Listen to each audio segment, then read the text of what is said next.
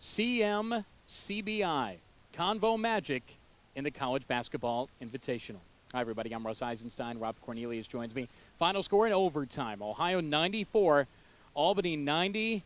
Oh, wow. Ohio was up by 2 at the break. Albany tied it with a banking 3 at the end of regulation, but then it was SETI Day on Wednesday. He had 30 points, 11 rebounds, a double-double, and a big reason why Ohio was able to pull it out in overtime. Yep, dominant in the second half, dominant in the overtime, really the glue that held Ohio together. Slow scoring in the first half, but Treg just dominated the overtime.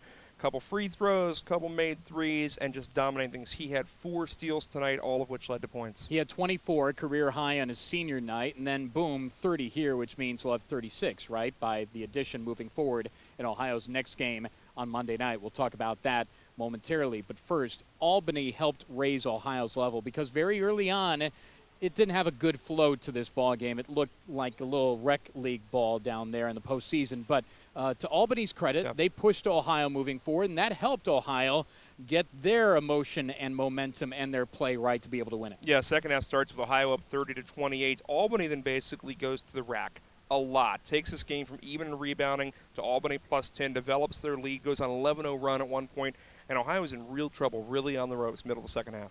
Jerron Simmons helped steady the ship. Kyrie Harley had some good minutes, too. He hadn't played in a while, meaningful minutes. Those two guys, Ohio doesn't win this one without them. Yeah, Ohio starters go 35-plus, but Kyrie was the first guy off the bench tonight, played big-time early minutes, 8 points, 2 threes, 14 minutes played, critical down the stretch, and hit free throws in the overtime. You had a couple of things aligned here. Albany had gone to the NCAA tournament in each of the last 3 years. Ohio is just awesome in this building and has been historically. So you had those two things collide in the extra session. Bottom line was a very high-level basketball game, not in the NCAA, not in the NIT, in the CBI, and you can have those here, and this certainly was. No, impressive. Albany, one of the best mid-majors over the last 3 or 4 years. Nothing to slack about, and Ohio didn't. They competed, they answered, they got this into the overtime, and Treg said he finished it. Our recaps are supported by Donwood Toyota, 900 East State Street in Athens, on the web at donwoodtoyota.com. The highlights. Oh, the highlights. Here's how it looked and sounded. SETI steps into a pass on the right side angle, drives baseline right, into the paint, spins, shakes, turns, shoots, and scores. Now Kaminsky left side couldn't fire. Ball fake, steps into the foul line, off balance shot, got it.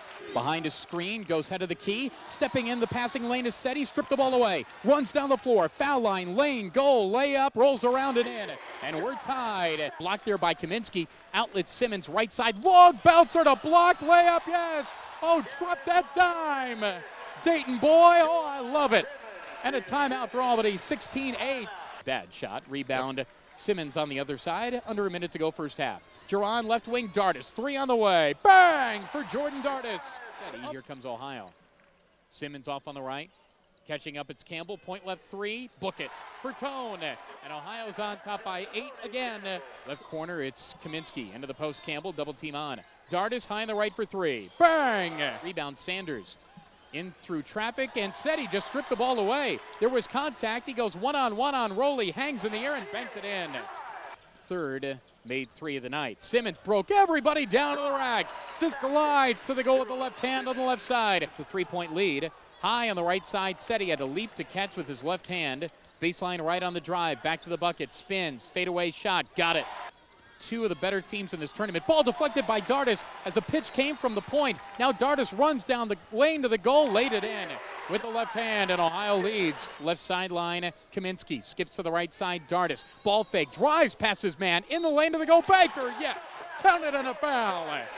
60-57, it is SETI. 3-on-3 Treg, dump back to Ron, low block right, one hesitation dribble, layup, yes, counted on a foul.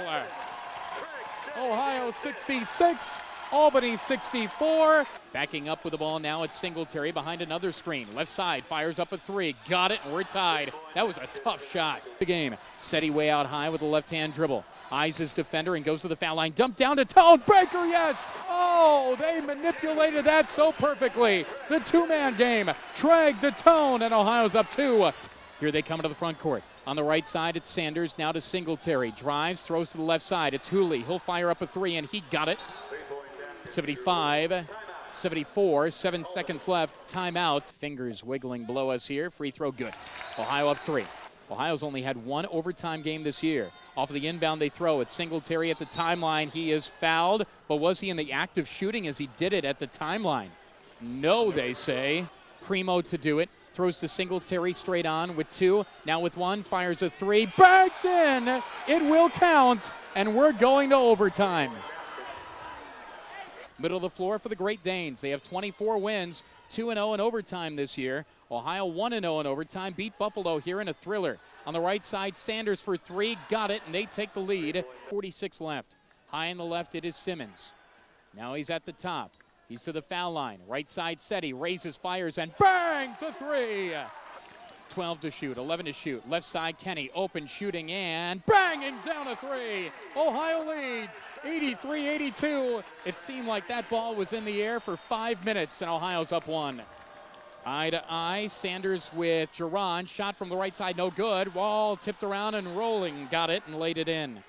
Simmons with a left and a right-hand dribble. He's open at the top, doesn't shoot. Slides at left sideline. It's Seti for 3. Bang! Ohio up 1, 87-86. Left side, Singletary, who hit the shot to take us to overtime. Left side steps back, off-balance shot, rimmed around and off. Back tap on the rebound. Trey got it. He'll run at center line now. Foul line, to the lane, to the goal. Layup, yes. Trey Seti is doing it all. 9 seconds left. Dardis runs the baseline and a foul before the inbound, and it comes on Cremo with 9.6 seconds left. And to give him 30 points on the night. Treg shoots, and he got it. You could tell it was going down. Cats up 4. Singletary lets it roll. Right sideline, high on the right side. Hands it off to Cremo coming up top. Gonna fire a desperation 3 that he missed. Rebound Dardis, and he was out of bounds. But it was a joint possession, and Hooley had it baseline right. He had it first. Dardis got it second. He was out of bounds baseline right, and Ohio inbounds the ball, and Ohio wins. Ohio wins. Ohio wins in overtime, 94-90 over the University of Albany, and the Cats are moving on in the CBI. Ohio won the extra session 17-13. So now you played 45 minutes in the postseason. That's the 16th program win in postseason play, and this the 22nd trip to the postseason in program history. Ohio was in the CBI back in 2008, beat Brown in the first round and lost to Bradley. Up next on Monday night, sub-500 UNC Greensboro. Yeah, and for Ohio, obviously, they come into this building. Ohio is generally a favorite in this building over almost anybody. Greensboro does not have a whole lot of a tradition going on in the last 10 years. A winner, though, over Houston Baptist. And you look at this tournament bracket, they'll reseed after the quarterfinal, these first couple games. But with Siena gone, with Albany gone, Ohio is clearly one of the top couple teams left in this bracket, regardless, along with probably Nevada, maybe Duquesne. There's not a lot of giant, big marquee names out there. Ohio could be the #1 team left. Yeah, they'll reseed after this next round. So into the semis, they will reseed, and then after that, it is the best 2 out of 3. Last year, Loyola won it in 2 games, beating Louisiana Monroe. All of this is going to be predicated on the fact of who can host and who's left. I am told that Nevada cannot host for the semifinal round, and so if Ohio were to be matched up with the Wolfpack, it might be in the finals if they matriculate through the bracket. Yep, a lot of things are being funneled east, being funneled into Athens, Ohio. All this team has to do is keep winning. Treg has to keep playing. We get to go for a while longer, and that means more practices, more 5-on-5 time, more games, and it's just like winning, going 6-6 in football season, getting to a bowl. This is good for team development. And Saul Phillips is going to get better every day. If there are going to be postseason tournaments like this, and Ohio has 21 wins at the end of the regular season, it's good to be in these types of tournaments. And a big props to the 3,000 that were in the Roundhouse on Wednesday night. We'd love to have more of you. I know that there were people out there that were on the fence that might not have gone, but listen to us tonight, and we thank you. We hope our radio audience is big on Monday night, too. But we want to see an even bigger crowd because this team most certainly deserves it if you could get away on a Monday night. Yeah, get here. It's doable. Trust me, there's not a lot on TV. We want you here with us. Well, that's our recap of the first round of the CBI, supported by Donwood Toyota on the web at donwoodtoyota.com, 900 East State Street in Athens. Thanks to Derek Mashiro and the entire Bobcat TV crew that pulled it all together tonight. For Rob Cornelius, I'm Russ Eisenstein, repeating the happy final as Ohio at Convo Magic in overtime, 94-90 over the Albany Great Danes. This is Bobcat TV.